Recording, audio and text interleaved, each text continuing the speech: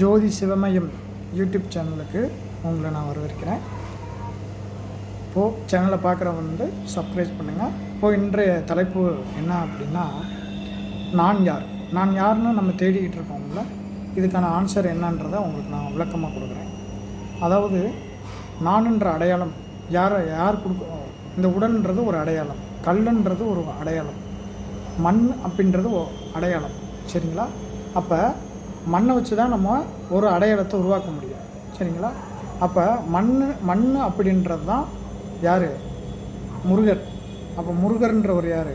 அடையாளம். சரிங்களா? அப்போ மண்ணை வச்சு தான் ஒரு அடையாளம் உருவாக்கப்படும்.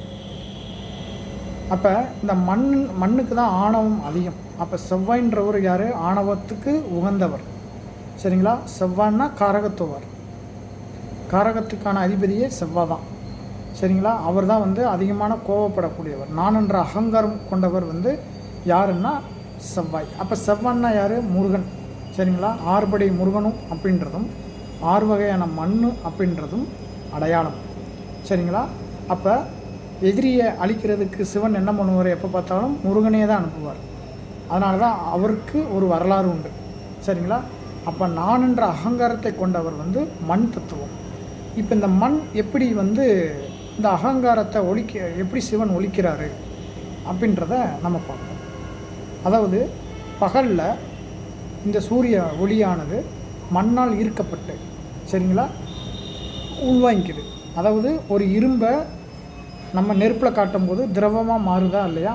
அதேபோல் மண் என்ன பண்ணுது? நெருப்பு சக்தியை உள்வாங்கிக்கிட்டு இரவில் கார்பன்ற கான்செப்டோட மேலே பயணிக்குது. அப்போ அந்த கார்பனுக்குள்ளே என்ன இருக்குது? திரவம் இருக்குது, நீர் இருக்குது. சரிங்களா? அப்போ இங்கே என்னவா கன்வே ஆகி போகுது? மண் கார்பனாக கன்வே ஆகி திரும்ப அந்த கார்பன்ற காற்று மழையாக நம்ம பூமியில் திரும்ப விழுகுதான். அப்போ நான்ன்ற ஆணவத்தை ஒழிக்கக்கூடிய சக்தி யார்? சிவன் தான். சரிங்களா? அப்போ மண் இப்போ என்ன ஆயிடுச்சு? நீர் ஆயிடுச்சு. நீருக்கு என்ன இல்லை? பாடி இல்லை. சரிங்களா? அப்போ நான்ற அகங்காரத்தை ஒழிக்கக்கூடியவர் யார் அப்படின்னா சிவன் தத்துவம்.